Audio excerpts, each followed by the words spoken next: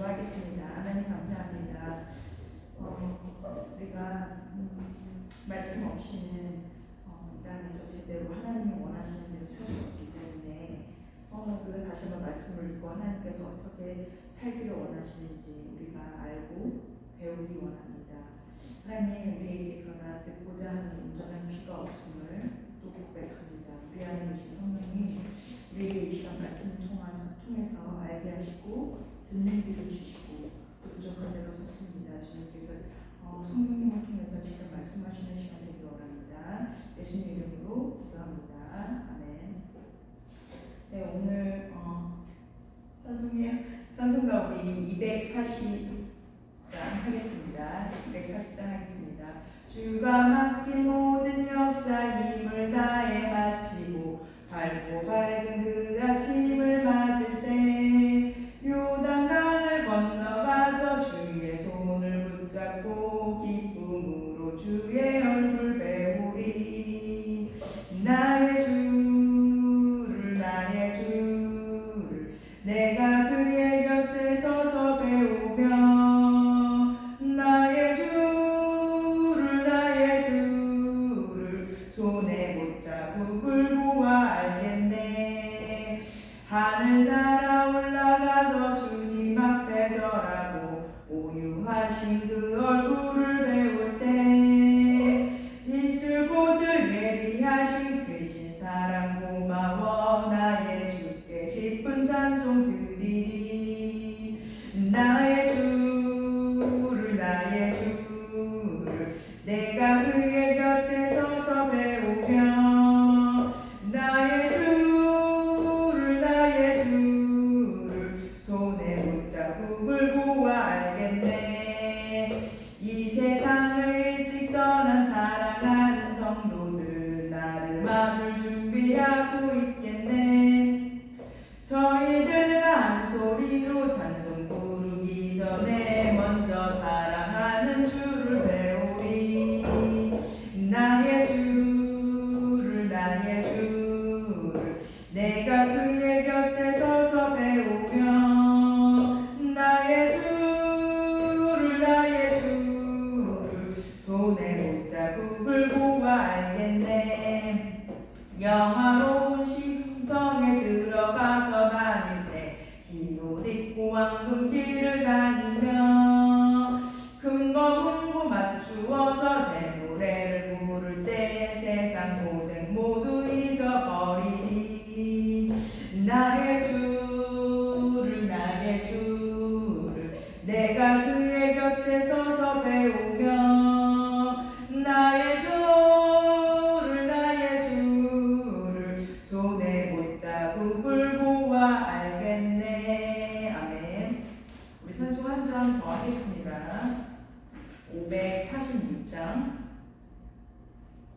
546장 함께 하겠습니다. 주의 약속하신 말씀 위에서 영원토록 주를 찬송하리라. 소리 높여 주께 영광 돌리며 약속 믿고 굳게 서리라.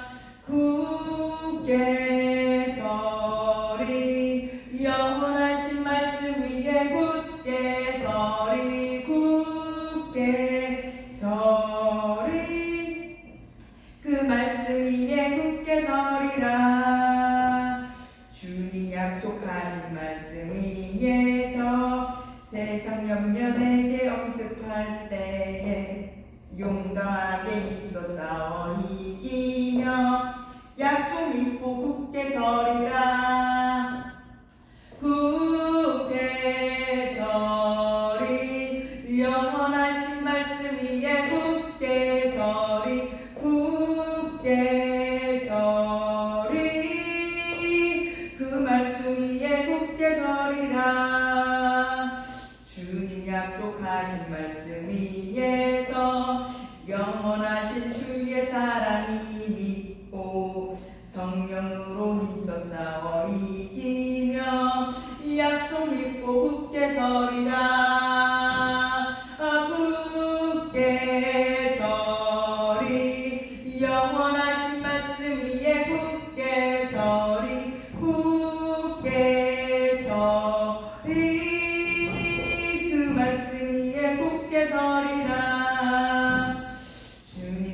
약속하신 말씀 위에서 성령 인도하는 대로 행하며 주님 품에 항상 안식 얻으며 약속 믿고 굳게 서리라.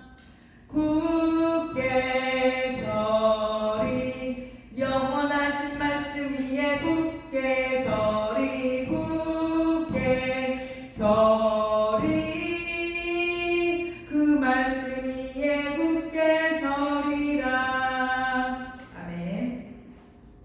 네, 오늘 우리가 함께 살펴보는 말씀은 우리가 계속 열왕기 상하의 말씀을 보고 있어요. 오늘은 열왕기 하의 말씀과 그리고 병행 본문인 역대하의 말씀을 우리가 같이 살펴봤으면 합니다. 오늘 먼저 열왕기 하의 말씀 22장 그리고 23장의 부분 말씀을 우리가 쭉 끊지 않고 이어서 우리가 교독하겠습니다. 제가 먼저 22장 3절의 말씀을 읽겠습니다. 요시야 왕 18해에 왕이 무술람의 손자 아살리아의 아들 서기관 사반을 여호와의 성전에 보내며 이르되 나는 네 제사장 힐기야의 돌아가면서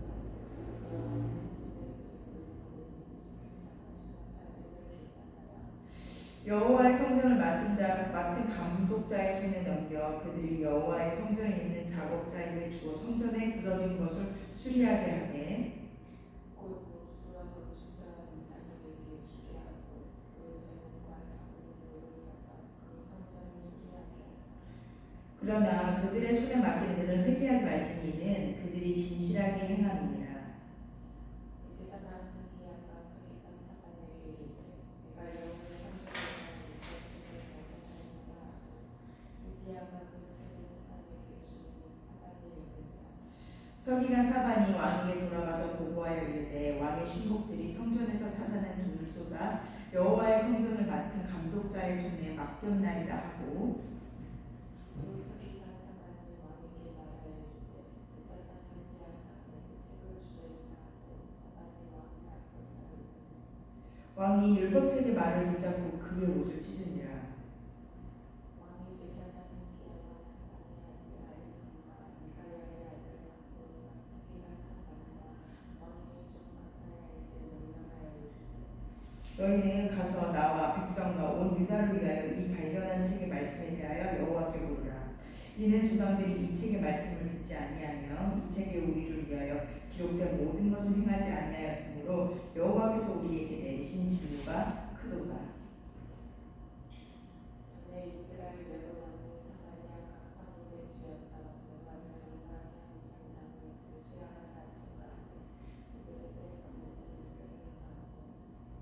또 거기 있는 상당의 제사장들을 다 제단 위에서 죽이고 사람의 해골을 제단 위에서 불사르고 예루살렘으로 돌아왔더라. 왕이 백성에게 명령하여 이르되 이 언약책에 기록된 대로는 너희 하나님 여호와를 위하여 무릇대로 지키라 하니 사사가 이스라엘을 다스리던 시대부터 이스라엘 여러 왕의 시대와 유다 여러 왕의 시대에 이렇게 유월절을 지킨 일이 없었더니 요시야 왕 18째 해에 예루살렘에서 여호와 앞에 이 유월절을 지켰느니라. 요시야가 또 유다 땅과 예루살렘에 보이는 신접한 자와 전쟁이와 드랍인과 우상과 모든 가증한 것을 다 제거하였으니 이는 대제사장 힐기야가 여호와의 성전에서 발견한 책에 기록된 율법의 말씀을 이루려 함이라. 함께 읽겠습니다. 요시야가 같이 마음을 다하며 뜻을 다하며 힘을 다하며 모세의 모든 율법을 따라 여호와께로 돌이킨 왕은 요시야 전에도 없었고 후에도 그와 같은 자가 없었더라. 아멘. 우리 병행 본문이 역대하의 말씀을 넘어가서 함께 읽겠습니다. 주보에는 35장만이라고 했는데 36장까지의 말씀 읽겠습니다. 먼저 35장 20절의 말씀 제가 먼저 받들어 읽겠습니다. 이 모든 일 후 요시야가 성전을 정돈하기를 마친 후에 애굽왕 느고가 유브라데스 강가에 갈그미스를 치러 올라왔으므로 요시야가 나가서 방비하였더니 느고가 요시야에게 사십리를 보내어 이르되 이방하여 내가 그들과 무슨 관계가 있느냐 내가 곧 그들을 치르는 것이 아니요 나와 더불어 싸우는 족속을 치르는 것이라 하나님이 나에게 명령하사 속히 하라 하셨은즉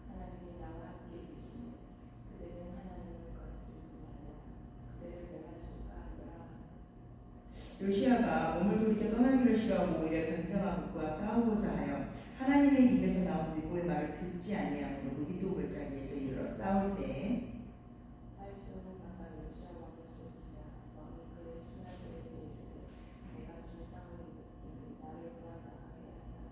그 부하들이 그를 병거에서 내리게 하고 그의 버금병거에 태워 예루살렘에 이른 후에 그가 죽으니 그의 조상들의 묘실에 장사되니라. 온 유다와 예루살렘 사람들이 요시야를 슬퍼하고 함께 읽겠습니다. 예레미야는 그를 위하여 애가를 지었으며 모든 노래하는 남자들과 여자들은 요시야를 슬피 노래하니 이스라엘의 기회가 되어 오늘까지 이르렀으며 그 가사는 애가 중에 기록되었다.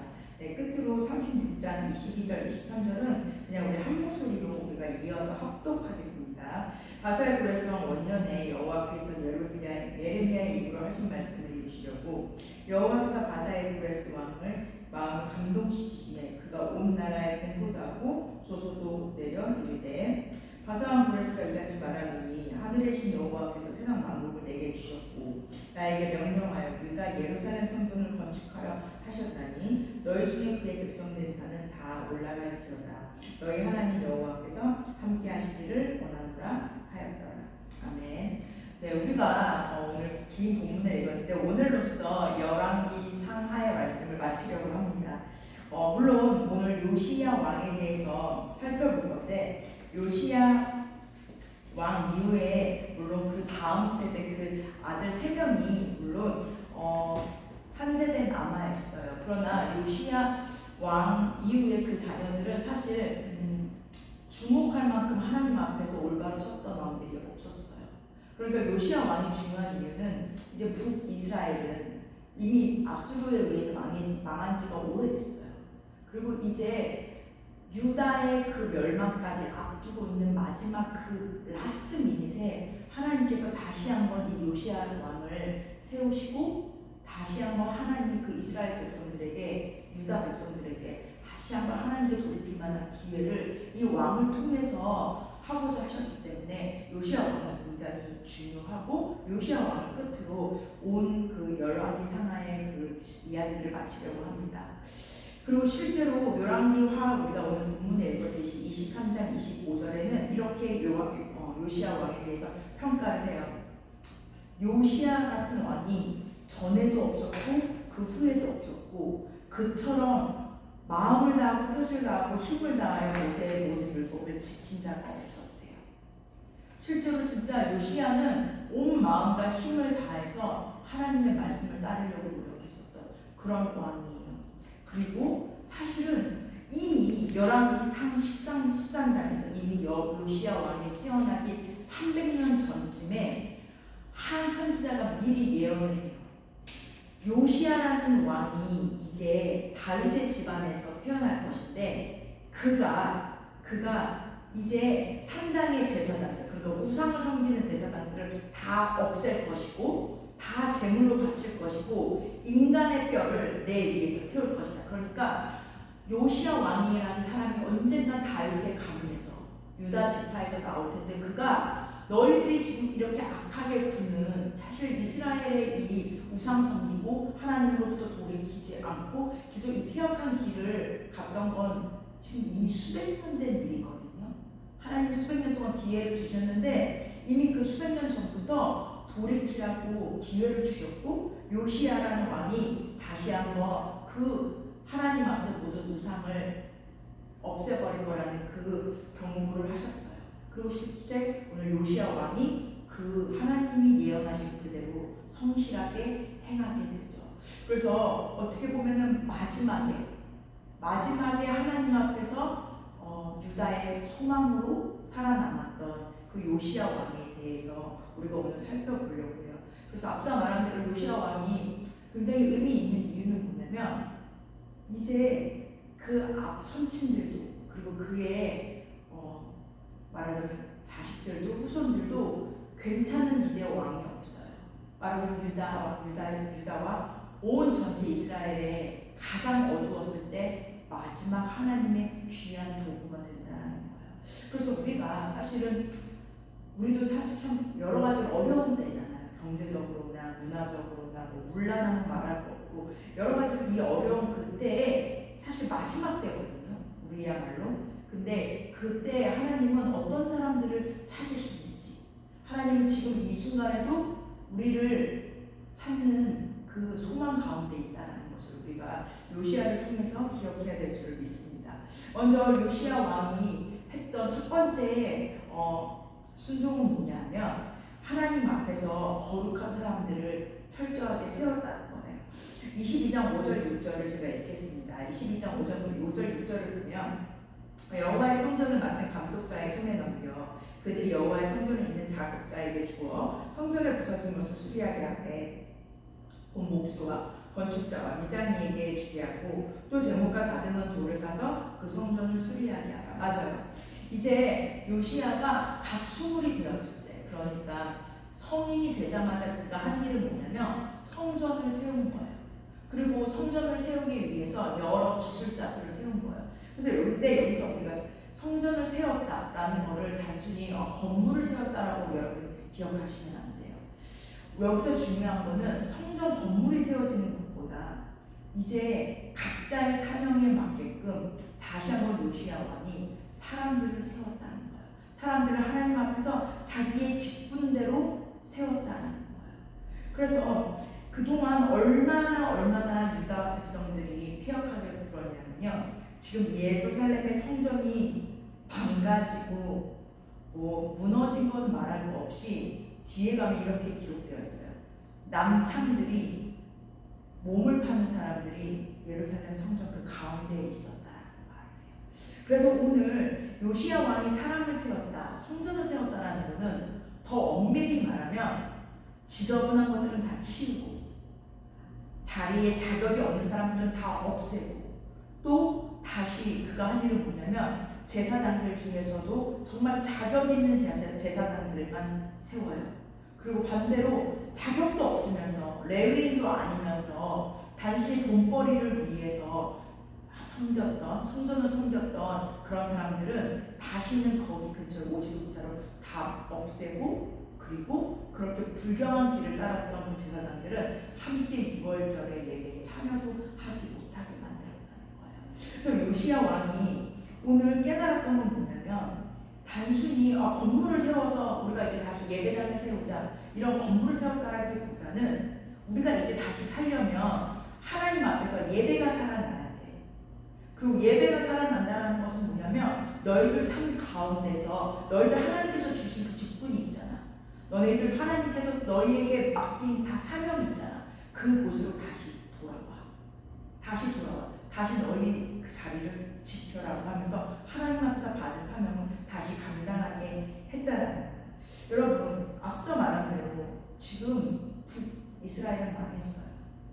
그리고 이 남유다도 이미 지금 사방에 공격을 받고 있어요. 아래쪽으로는 이집트, 위쪽으로는 아수르, 또 아수르에 버금가는 강대국인 바벨론이 지금 남유다를 다 포위하고 있는 이때에 무슨 소망이 있었겠어요? 무슨 사람을 세웠겠냐고요. 그것도 돈을 줘가면서 기술자들에게 임금을 줘가면서 성전을 세우는 게 그에게 무슨 경제적인 이익이 있었고 군사적인 이익이 있었겠어요. 그러나 그는 알았던 거예요. 우리가 지금 이런 위기 가운데 있는 건, 그리고 이 위기를 탈피할 수 있는 첫 번째는 뭐냐면 우리가 하나님 앞에서 예배를 그리고 성전을 다시 세워야 돼. 무엇보다 우리의 무너진 마음을 세워야 된다는 거예요. 그래서 여러분, 우리가 힘들 때 그냥 놔버리면 안 된다는 거예요. 내가 힘든데 전보다 상황이 더 어려운데 그럼 우리는 그냥 놔버려요. 옛날에는 내가 하나님 앞에 이것도 드리고 이것도 드리고 이런 것도 드리고 이런 것도 드렸지만 지금 하나님 그런 상황이 아니에요. 우리 내 상황이 예전 같지 않아요 라고 우리가 말할 때가 있어요. 그래서 그나마 하던 것도 포기해요. 여러분, 그러면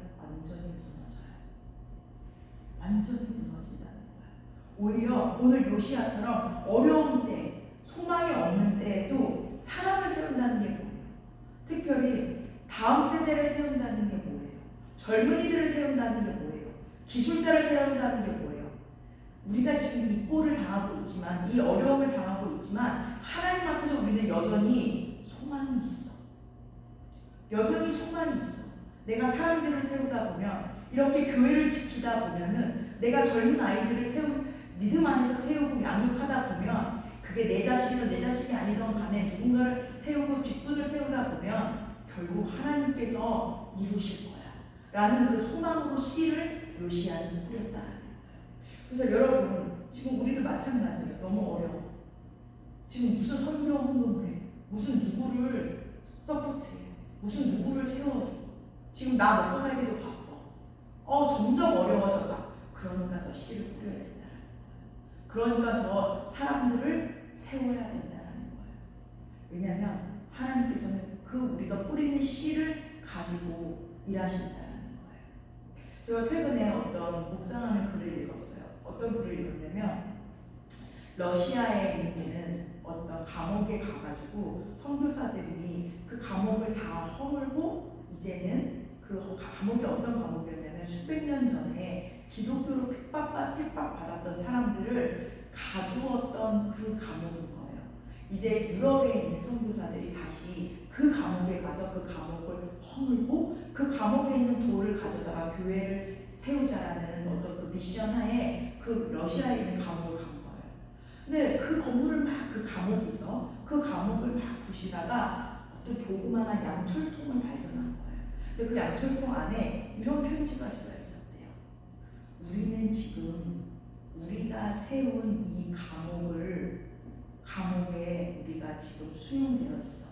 그런데 사실 이 감옥은 우리가 그들이 핍박하는 교회를 허물어서 그 교회의 허물로 만든 그 돌과 모래를 가지고 이 감옥을 세웠지만 먼 날 하나님께서 이것을 가지고 다시 교회를 세우실 거야. 수백 년 전에 어떤 이름 모를 감옥 수용소에 있었던 그 믿음을 지켰던 한 사람이 그 편지를 준 거예요. 그걸 이제 수백 년 후에 다른 나라 선교사가 와서 그것을 발견한 거예요. 여러분, 우리의 기도와 우리의 소망은 우리의 인생보다 우리의 목숨보다 더 길고 더 생명력이 있다는 거예요. 아브라함이 대표적인 케이스인 것 같아요. 아브라함이 하나님 앞에서 야 너는 목에 근원이 될지어다 너는 바닷가에 모래알처럼 하늘의 별처럼 내가 수많은 민족과 후손을 줄 거야 라고 했는데 민족은 그리고 내가 너에게 땅을 줄 거야. 너희 민족을 위한 땅을 줄 거야. 그런데 아브라함이 무슨 대단한 자손들이 많았어요. 겨우 이삭 하나 그리고 땅이 있긴 뭐가 땅이 있었어요. 아브라함이 소유했던 땅은 아내 사라를 위한 막벨라 굴 하나밖에 없었어요. 그것도 하나님이 주신 게 아니라 아주 돈을 많이 지불하고 산 조그마한 그 무덤 그 땅 한 평 정도밖에 없었다는 거예요. 그리고 아브라함은 그렇게 죽었어요. 그러나 히브리서에 보면 아브라함이 멀리서 그의 소망이 이루어진 것을 보았대요. 무슨 말이죠? 그는 육체의 눈으로 보지 않았지만 영의 눈으로 그가 하나님께서 자기에게 약속한 그 약속을 이루실 것을 봤다는 거예요. 그리고 지금 어떻죠? 진짜 이스라엘이라는 민족이 더 나아가서 나라가 생겼고 그의 영토가 여전히 존재하죠. 그래서 여러분 요시야도 마찬가지고 오늘 우리도 마찬가지고 어려운 때에 더 많은 씨를 뿌리면 하나님은 30배, 60배, 100배의 열매를 거두실 줄 믿습니다. 두 번째 요시야가 그 유다의 멸망 앞에서 했던 그 순종은 무엇이냐면 하나님의 말씀의 그 무게를 깨달았다는 거예요. 특별히 22장 10절 11절을 보면 서기관 사반이 왕에게 말하여 이르되 제사장 hilki야가 내게 책을 주었다 하고 사반이 왕의 앞에서 이르되 왕이 율법책의 말을 듣자 곧 그의 옷을 찢으니라. 자, 이게 어떤 상황이냐면 이제 성전이 다 망가져서 자, 성전을 건축하자라고 했더니 성전의 그 헌금한 아래에서 막 뒤지다 보니까 캐캐 묵은 율법책 수십 년 수백 년 동안 펴보지 않은 그 율법책을 발견한 거예요. 그리고 나서 그 발견한 율법책을 요시야조차도 오랜만에 들은 거예요. 근데 너무 기가 막힌 거예요. 어떤 구체적인 율법이었는지 모르겠지만 대부분의 신학자들은 아마도 모세오경이랄 거라고 얘기를 해요. 모세오경이 얘기하는 게 뭐예요? 하나님을 섬기면 너희는 축복받고 너희는 내 백성이 될 것이지만 너희가 나를 떠나면 반드시 죽으리라. 이게 사실은 모세오경의 핵심 메시지잖아요. 그러니까 그 얘기를 듣고 나니까 요시야 왕이 옷을 찢었대요. 무슨 말이죠? 기가 막혔던 거예요. 그런 거라면 하나님의 말씀은 반드시 이루어질 텐데 그 말씀이 이루어진다 하면 지금 우리는 죽어도 이상하지 않다. 지금 이대로라면 하나님이 우리를 버리시고 우리에게 재앙을 내리셔도 이상하지 않다. 요시야가 깨달았던 건 뭐냐면요, 하나님의 말씀은 그것이 복이 되든 아니면 재앙이 되든 간에 반드시 이루어질 거를 알았다는 거예요. 여러분, 하나님의 말씀을 들을 때 여러분에게 왜 은혜가 오는지 아세요? 그 말씀이 별로 효력이 없다라고 생각해서 그래요. 그 말씀이 얼마나 무게가 있는지, 얼마나 살아서 역사하는 말씀인지 모르기 때문이라는 거예요. 요시야의 수많은 조상들, 그 패역한 조상들이 마찬가지였어요.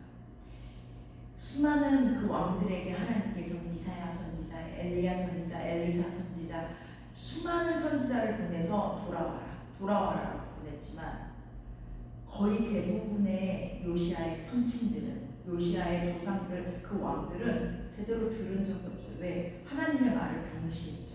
그뿐만 아니라 어떤 왕은 오히려 선지자들을 죽이고 핍박했죠. 아합 왕 때도 그랬었고.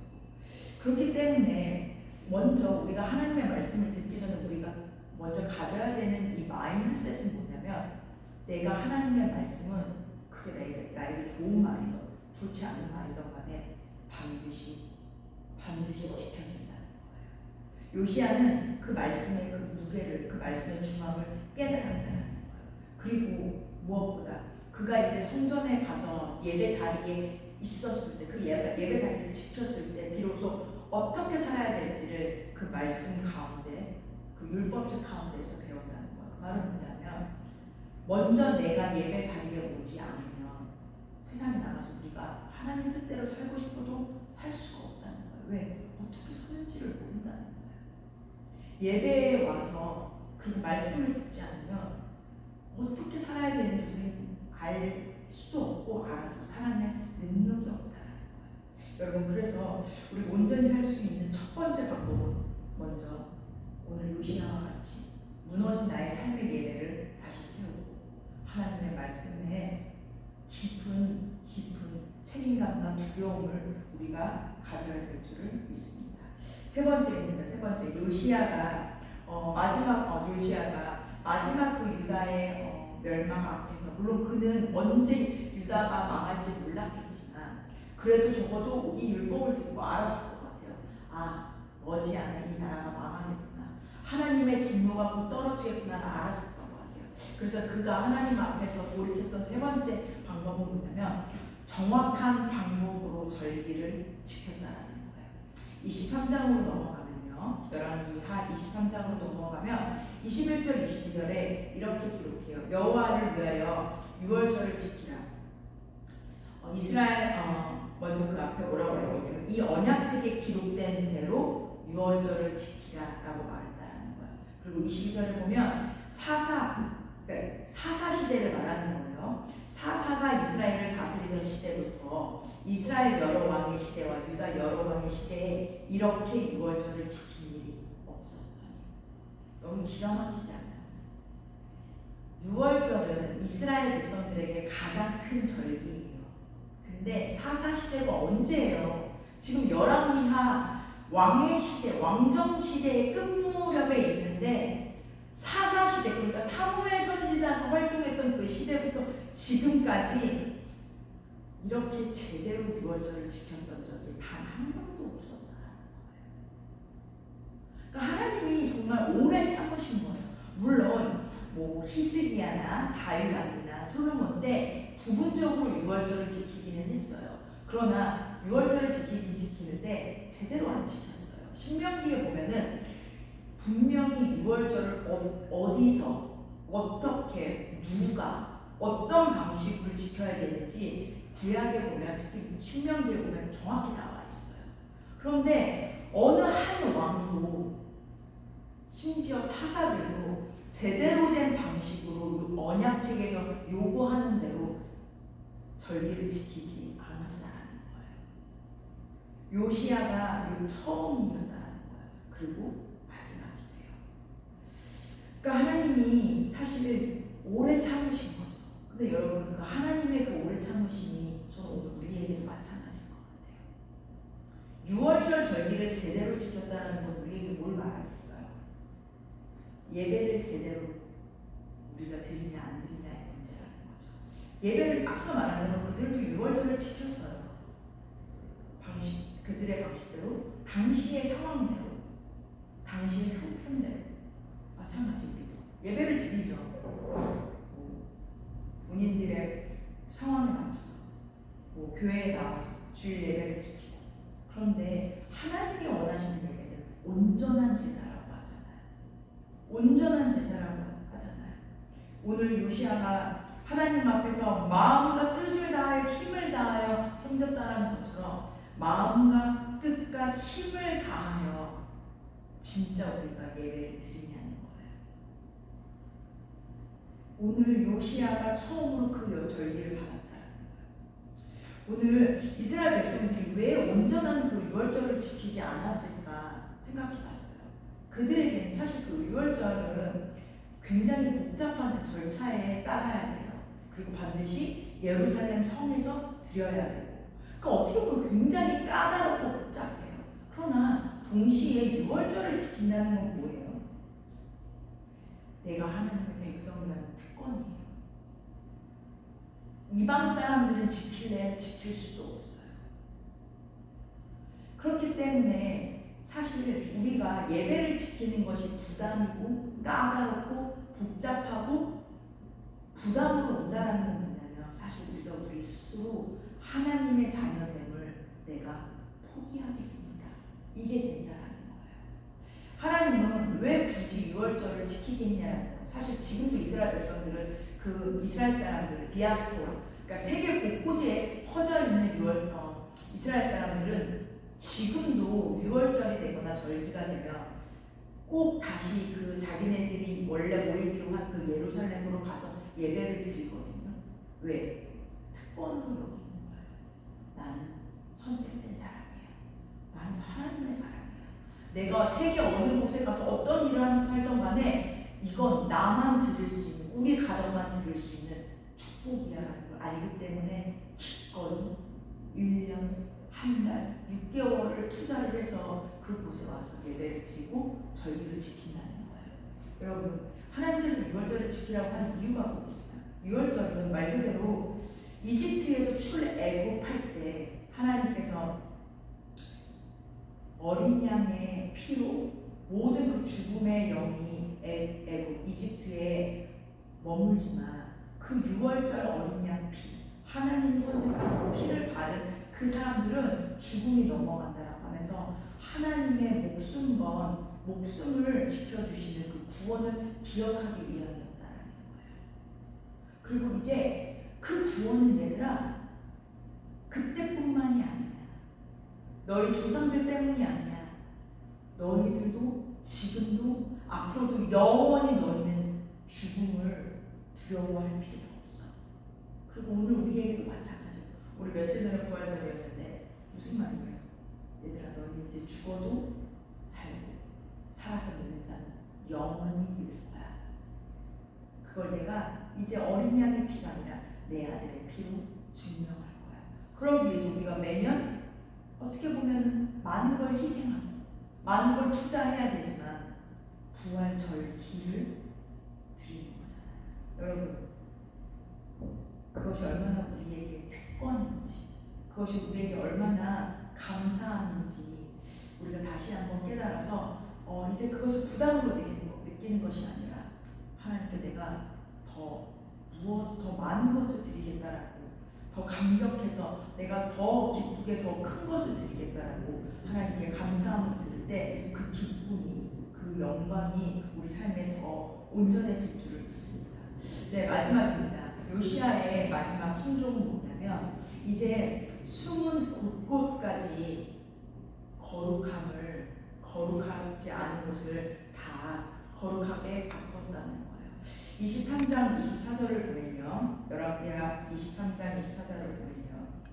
이렇게 했어요. 요시야가 또 유다 땅과 예루살렘에 보이는 신접한 자와 점쟁이와 두라비과 우상과 모든 가증한 것을 다 제거하였으니, 자, 이 말이 뭐냐면 이제 산당은 보이는 건물이란 말이에요. 산당이 있은 지 너무 오래됐어요. 북이스라엘의 여로보암 시절부터 있었던 거예요. 그래서 산당에서는 하나님도 예배하고 또 때때로는 다른 신 우상도 섬기고, 예루살렘 성전에 갈 필요 없으니까 동네 산당이 또 만들어서 짓고 거기에 아세라 목상도 짓고, 하여튼 다양한 그 보이는 그 우상을 다 없앴다는 거예요. 그리고 앞서 말한 대로 이미 성전을 건축하고 성전 안에 들어온 모든 불경한 것들을 다 없애고, 사실 더 구체적으로 말하면 잘못된 제사장들은 다 죽였어요. 다 죽이고 그들의 자격이 없으면 다 박탈하고, 반대로 자격이 있는데도 제대로 사명을 감당하지 못한 자들은 제대로 그 예배에 참석하지도 못하게 하는 요시야가 정확하게 거룩하게 했다는 거예요. 그런데 오늘 특별히 이렇게 나오고 있어요. 온 유다 땅과 예루살렘에 보이는 신접한 자와 점장과 드라비. 자, 이런 것들은 뭐냐면 사실은 보이는 게 아니에요. 무슨 말이냐면 개개인의 집에 오래전부터 있는 거예요. 가가오고 뒤지지 않는 이상 이거는 사실 찾기가 너무 어려워요. 특히 이 드라비 같은 경우는 아주 오래된 우상이기도 하지만 전통이기도 해요. 이것의 역사가 어디서부터 어디까지 올라가냐면, 야곱의 아내 라헬이 자기의 친정 아버지 그 라반의 집에서 나올 때 그 드라빔을 챙겼더라라고 말해요. 그러니까 뭐냐면 진짜 수천 년 된, 어떻게 보면은 우상이죠. 정확히 그건 우상이에요. 그렇지만 하나의 풍속으로 남아있는 그것마저도 요시야는 다 없애버렸다는 거예요. 그러니까 겉으로 보이는 예배당만 깨끗하게 하는 것이 아니라 산당만 없애게 하는 그런 상황, 그런 정도가 아니라 이제 너희 집에, 너희 가정에, 너희 삶 가운데 있는 아주 조그마한 우상과 하나님이 미워하는 것들은 다 제거하라는 거예요. 마치 이거와 같아요. 자, 제사 드리지 마세요. 우상 섬기지 마세요. 점쟁이 집 가지 마세요 라고 하지만 제가 여러분들의 집을 가가오고 가서 뒤지는 거예요. 하나님이 좋아하지 않는 것 다 지워버렸어요. 그만큼 뭐죠? 성도들, 백성들이 하나님 앞에서 온전하게 돌이키기를 원한다는 거예요. 나 혼자만 하나님 앞에서 돌이키는 것이 아니라, 그냥 국가적인 차원에서 끝나는 것이 아니라, 여러분 삶 가운데서 하나님이 미워하는 것들을 다 없애시고 거룩한 삶으로 예배를 드리세요라고 말했다는 거예요. 여러분, 돌이킨다는 거, 회개라는 건 부분이 될 수 없다는 거예요. 삶 전체가 되어야 된다는 거예요. 내가 돌이켰어 라고 말하는 거는 사실은 내 삶 전체가 바뀌는 것을 말해요. 그래서 영어로 회개라는 단어는 다시 돌아간다는 리턴과 같은 어원을 갖고 있어요. 무슨 말이냐면 네가 진짜 회개했니?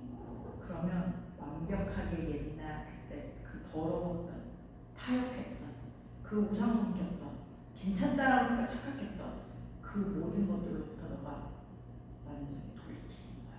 그게 진짜 회개야 라고 오늘 우리가 요시야를 통해서 우리가 알 수 있다는 거예요.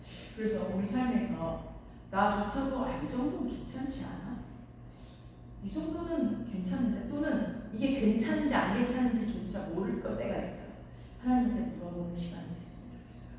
혹시 내가 하나님 앞에서 혹시 가려지는 것은 없는지, 그게 하나님이 무서워서가 아니라 하나님의 영광을 온전히 누리기 위해서. 네, 이제 말씀을 정리하겠습니다.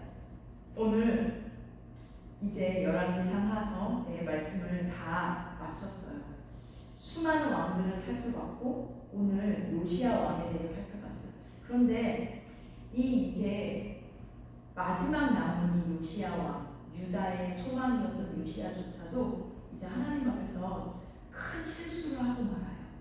어떤 일이 벌어지냐면, 이제 그가 역대하로 넘어가면 이제 그가 이집트의 느고 왕이 하나님의 계시를 받아요. 하나님께서는 믿지 않는 그 이집트의 느고 왕을 통해서 가서 이제 아수르 사람들과 싸우라라고 말을 해요. 근데 요시야가 가서 덤비는 거예요. 그러니까 느고 왕, 그 이집트 왕이 말해요. 야야야, 나는 너네를 공격하려는 게 아니야. 그러니까 하나님 말씀에 거스르지 말고 괜히 피해받지 말고 하나님의 징계 받지 말고 비켜라고 하는데 요시야 왕이 변장을 하고 가서 그 느고 왕, 이집트 왕을 죽이려고 하다가 결국은 중상을 입고 특별히 화살을 맞고 죽게 돼요. 그러니까 아마 요시야 왕이 이렇게 생각했던 것 같아요. 변장을 해서라도 이 느고 왕을 물리치고 싶었던 것 같아요.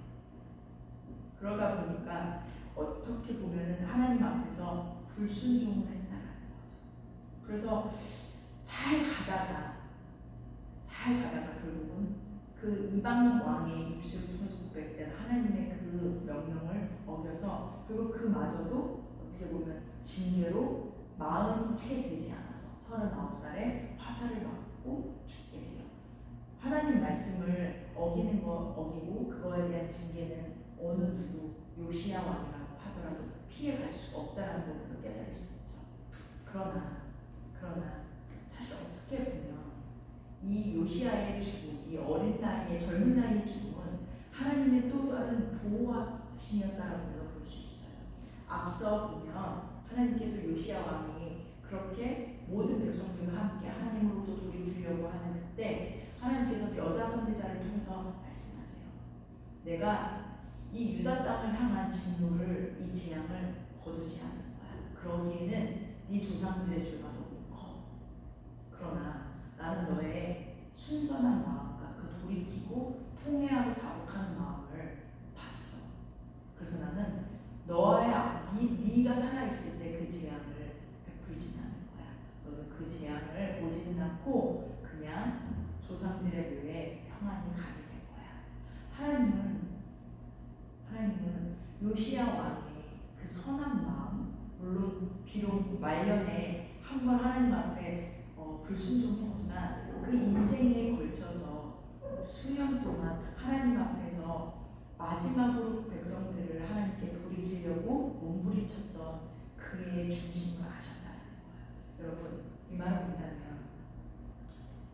어떤 세대 가운데, 어떤 모든 역사와 그 흐름 가운데 얼마나 상황이 악하던, 얼마나 상황이 어둡던 간에 하나님은 개개인의 그 믿음을 보신다는 거예요. 그렇기 때문에 내 믿음은 내가 지킨다는 거예요. 내가 하나님 앞에서 오늘 하나님 시대가 너무 어두워서요. 하나님 나를 도와주는 사람이 없어서요. 하나님 다들 악해서요. 그러니까 나도 같이 악했어요 라고 우리가 핑계댈 수 없다는 거예요. 오늘 요시야 왕이 가장 어두운 그 시대, 그는 사실 선친들로부터 좋은 걸 배우지 못했거든요. 그의 할아버지 왕도 너무 악했고 그의 아버지 왕도 너무 악했어요. 그러나 그가 하나님 앞에서 몸부림치면서 끝까지 자기의 그 하나님 앞에서 본심을 지키려고 했던 그 마음을 하나님 받아주신다는 거예요. 마찬가지예요. 구약에 보면 우리 오늘 아침에도 살펴봤지만 갈렙과 여호수아가 12정탐꾼들 중에서 모두 다 가나안 땅을 정탐하고 나서 이건 안 돼. 우리는 들어가면 죽을 거야. 우리는 메뚜기와 같아라고 말하는 그 부정적인 흐름 가운데서도 갈렙과 여호수아만큼은 그들은 우리의 먹이야. 우리가 하나님과 함께 하시다면 우리는 과연 그 적과 꿀이 흐르는 땅에 들어가게 될 거야. 뭐죠? 그 모든 어두운 시대 가운데, 그 불순종의 흐름 가운데, 그 부정적인 흐름 가운데서도 갈렙과 그리고 여호수아의 하나님을 향한 충성된 마음을 하나님 보셨기 때문에 오직 그 둘만 약속의 땅에 허락하셨다는 거예요. 여러분 마찬가지예요. 앞서 우리가 요시야 때보다 더 어둡다면 어두운 게 지금이고 더 어렵다면 어려운 게 지금인데 핑계댈 수 없다는 거예요. 내 믿음은 내가 지켜야 된다는 거예요. 내가 내 믿음을 지켰을 때 나 하나 구원받는 것이 아니라 더 나아가서 하나님은 요시야 이 한 사람 때문에 재앙을 늦추세요. 진작 재앙이 내려서도 이상하지 않은데 하나님은 그에게 그 재앙을 보지 않고 그를 평안히 그래도 그의 조상들과 함께 묻힐 수 있도록 기회를 주신다는 거예요. 그리고 나서 이제 다음 그 자녀들은 결국은 엄청난 굴욕을 당하고 바벨론에 의해서 포로를 당하고 이제 북이스라엘과 더불어서 역사 속으로 남유다는 이제 사라져요. 그래서 제가 오늘 말한 대로 오늘이 열왕기 상하의 마지막 말씀이에요. 여러분 그러면 이제 하나님은 이스라엘 백성들을 버렸을까요? 이제 너네는 끝났어. 나는 이제 너희들이랑 상관없어. 아니죠. 오늘 끝으로 역대하 마지막 장 마지막 절은 이렇게 기록을 해요. 갑자기 생뚱맞게 전혀 다른 나라 바사왕에 대한 이야기를 해요. 제가 읽겠습니다. 마지막 장 마지막 절의 말씀입니다. 바사왕 고레스가 이렇게 말하노니 하늘에 신 여호와께서 세상 만국을 내게 주셨고 나에게 명령하여 유다 예루살렘 성전을 건축하라 하시면 너희 중에 그의 백성된 자는 다 올라갈지어다. 너희 하나님 여호와께서 함께 하시기를 원하노라 하셨다. 이거는 연대기적으로 보면 아주 오랜 후의 이야기예요. 이제 유다가 망하고 그리고 포로로 다 끌려가고 이제 포로기도 다 끝나고 나서 당시의 바사 이제 바벨론 시대도 끝났어요. 이제 페르시아의 왕이었던 고레스 왕이 하나님도 모를 텐데 그가 하나님의 영을 입고 이렇게 말해요. 너희의 하나님 여호와가 정확히 말해요. 그냥 어떤 신이 아니에요. 너희의 하나님 여호와가 나에게 명령했어. 너희들이 다시 너희들의 그 원래 있었던 땅 오늘 그 망한 그 악하고 악해서 망했던 그 유다 땅으로 예루살렘으로 돌아가서 다시 너희는 다시 성전을 지어라. 너희 하나님 너희와 함께 있기를 원한다. 라고 하면서 오히려 축복해줘요. 여러분 상하선을 봤지만 심지어 오늘 그래도 하나님 앞에서 온전했다라고 하는 요시야 왕까지도 심지어 다윗왕조차도 어느 한 명 제대로 된 왕이 없었다라는 게 열왕기상 하설의 결론이에요. 그러면서 하나님은 얘기하시는 거예요. 봤지? 너희들이 그토록 원했던 인간의 왕국은 너희는 제대로 된 왕국을 이룩할 수 없어. 그러나 나는 너희가 이렇게 패역하고 이렇게 나를 떠나서 산다 하더라도 나는 너희에게 여전히 소망을 가지고 있어. 그 소망은 이제 인간의 왕이 아니라 이제 온전한 왕, 만왕의 왕 대신 내 아들 예수로 하여금 이제 나는 너희들을 다시 세울 뿐만 아니라 너희로 하여금 이제 온 백성들이 나의 백성이 되게 할 거야 라고 그 불완전한 인간의 왕들, 불완전한 그 이스라엘의 그 인간의 역사를 통해서 하나님은 완전한 계획을 이루어 가신다는 거예요. 말씀을 마치겠습니다. 오늘도 마찬가지예요. 내 한 인생의 이 불완전한 인생, 우리나라의 이 불완전한 이 갈 때까지 간 역사, 세계적으로 봤을 때 소망 없을 것 같은 이 흐름 가운데 무슨 소망이 있을까? 나 한 사람이 뭘 할 수 있을까? 내가 오늘 내 믿음을 지키는 것이 무슨 의미가 있을까라고 우리가 사실은 실망하고 좌절하고 낙심할 수밖에 없는 게 사실은 현실이에요. 그러나 우리가 세상 사람들과 다른 건 합력하여 선을 이루시는 그 하나님은 그 합력에는 우리의 실패, 우리의 타락, 우리의 불순종, 우리의 연약함, 세상의 그 모든 악함까지도 사용해서 하나님은 여전히 당신의 온전한 계획을 이루어 가신다는 거예요. 그래서 내 인생을 봤을 때는 소망이 없지만 하나님을 믿을 때 우리 인생은 어떤 상황 가운데서도 늘 소망이 있다는 것을 여전히 아직 소망이 있다는 것을 여러분들이 갖고 그것이 삶의 진짜 기쁨이 되기 바랍니다. 우리 잠깐 기도하고 예배 마치겠습니다. 하나님 북이스라엘과 남유다의 그 역사를 오랜 기간에 걸쳐서 우리가 살펴봤습니다. 하나님 결론은 인간은 소망이 없습니다. 인간은 결국은 악하다는 겁니다. 하나님, 그런데 우리는 그래서 예수 그리스도가 필요합니다.